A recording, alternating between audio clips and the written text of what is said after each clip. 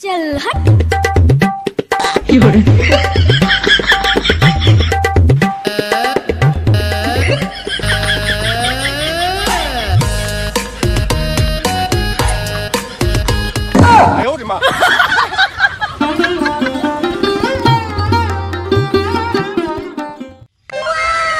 ও তো জানে না ও কার মেয়ে নিয়ে পালিয়েছে। আমি হচ্ছি সুজন মাতুব্বর। বাবু আপনি সুসু মেরে হাত গন্ধ করবেন কেন? আমি থাকতে ও আমার উপর ছেড়ে দিন। ওই শালাকে ধরে হাত পা গুঁড়ো করে ছেড়ে দেবো আমি। আমার নাম গতমস্তান। বাবু এতে দিদিমণির কোনো দোষ নেই। ও তো ছোট, কিছু বুঝে না। ওই শালা ব্রাহ্মণ হয়ে চাঁদের গায়ে হাত দিয়েছে, ওই হাত আমি গুঁড়ো গুঁড়ো করে ছেড়ে দেবো। বন্ধু তুই একটু মেকআপ দে, এর বাবা প্রচন্ড রাগী। তুই এত টেনশন করিস না। আমার বাবা এলো বলে তুমি তো জানো আমার বাবা খুব রাগী, কিন্তু কতটা রাগী সেটা তো তুমি জানো না। শোনো না, এতটা রিস্ক নেওয়া ঠিক হবে না। চলো আমরা 6 মাসের জন্য বোম্বে চলে যাই। বাবার রাগ ঠান্ডা হলে আমরা চলে আসবো। বম্বে তো যাব, তুমি তো জানো আমি গরিব মানুষ, কিন্তু এত টাকা পাবো কোথায় বলো? শোনো না, ও যখন বলছে ওর বাবা ভীষণ রাগী, তাহলে 2 দিন ভজাকে কোথাও লুকিয়ে রাখো না। লুকিয়ে কদিন রাখবো বলো তো? যে যত রাগী হয় সে তত নরম হয়। এর বাবাকে আসতে দাও, আমি দেখে নিচ্ছি। আচ্ছা যেটা ভালো হয় তুমি সেটাই করো। আচ্ছা বৌমা, এই পাড়ার একটা ছেলে একটা মেয়েকে নিয়ে পালিয়ে আসছে না? হ্যাঁ এসছে তো। কোন বাড়ি? এই তো এই বাড়িটা। এই বাড়ি? হ্যাঁ। এই চল।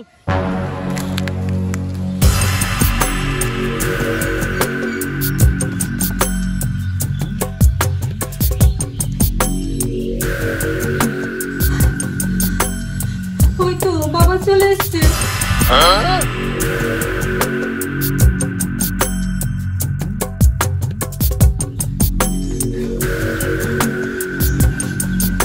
এই হ্যাঁ করে দেখছিস?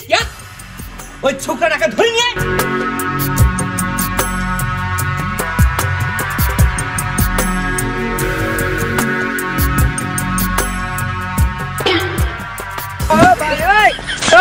আমি হচ্ছে গজামস্তান। চল, বাবু বাড়ি ডাকছে। গজামস্তান, এই হাতে এমন একটা চাপ দেবো না, গজার থেকে সব রস বেরিয়ে যাবে। তোর বাবু মেয়ে একজনকে ভালোবাসে, সে তার হাত ধরে এসছে। তোর বাবুকে বোঝানো বাদ দিয়ে তুই এখানে মস্তানি করতে এসছিস? ভাই একটু বাইরে চলো না, বাবু ডাকছে। আমি বাবুর ডান হাত, যদি না যাও তাহলে আমার চাকরি চলে যাবে। আচ্ছা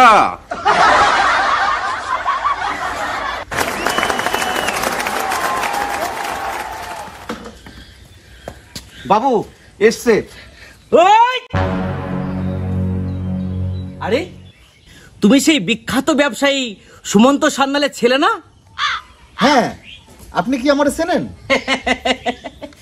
আরে চিনবো না মানে, তোমার বাবা আর আমি একসঙ্গে ব্যবসা করি। তার অফিসে তোমাকে আমি একদিন দেখেছি।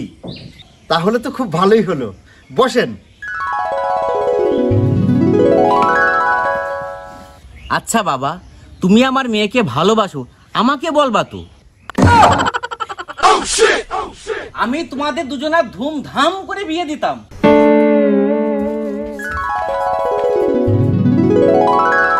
আপনার কোথাও ভুল হচ্ছে, আমি ব্যাপারটা আপনাকে খুলে বলি। বন্ধু যেটা হচ্ছে হতে দে, একটু বাদে তো আমার শ্বশুর চলে যাবে, তারপর সব ঠিক হয়ে যাবে।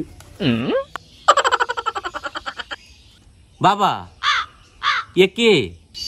এ হচ্ছে আমার বন্ধু। ও তা বাবা, তুমি যেন কি বলতে চাইছিলে? বলতে চেয়েছিলাম, থাক পরে বলবো। লজ্জা পেও না বাবা, তুমি হচ্ছে আমার জামাই, আমি শ্বশুর। নির্ভয়ে সব কথা আমার কাছে বলতে পারো। মীনাক্ষী শোন, আমি যখন জামাই বাড়িতে এসেই পড়েছি, 2 দিন না থেকে কিন্তু যাব না। শুনেছি তোদের এখানে নাকি খুব সুন্দর রথের মেলা হয়। আমি কিন্তু উল্টো রথ অব্দি থাকবো। তুই এক কাজ কর, আমার ভীষণ খিদে পেয়েছে, ওটা খাওয়ার ব্যবস্থা করা আমার। তোমাকে কে যেতে বলেছে বাবা? তুমি তোমার জামাই বাড়ি এসছো, যতদিন মন চায় ততদিন থাকবে। তুমি ঘরে চলো তো, তোমাকে খেতে দেবো। আয় মাই।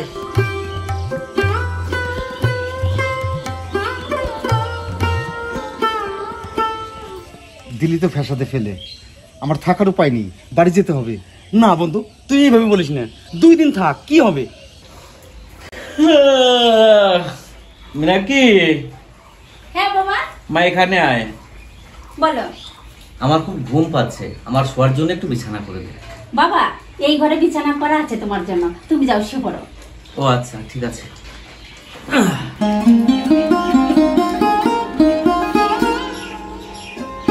গজাদাদা, তোমার জন্য ওই ঘরে বিছানা করে রেখেছি আমি, যাও তুমি গিয়ে শুয়ে পড়ো।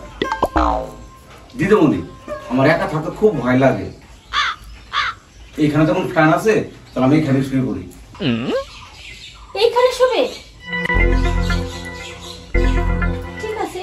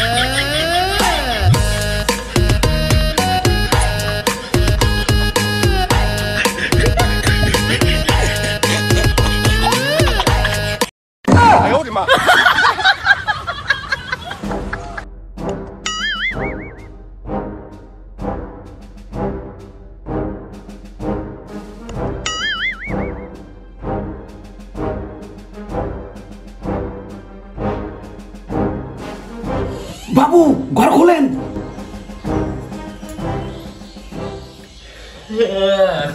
কি রে, এত রাত্রে ডাকছিস কেন? বাবু, আপনার জামাই জামাই না, বন্ধ হয়েছে জামাই। হেই, কি বলিস তুই এত রাত্রি? হ্যাঁ বাবু, আমি সত্যি কথাই বলছি, আপনি ঘর চেক করুন। তোর কথা যদি মিথ্যে হয় তাহলে কিন্তু তোর খবর আছে। মীনাক্ষী,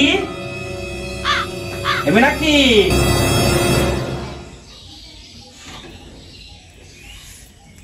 ডাকছো কেন বাবা এত রাত্রে? বাবু, ঘর খোলেন।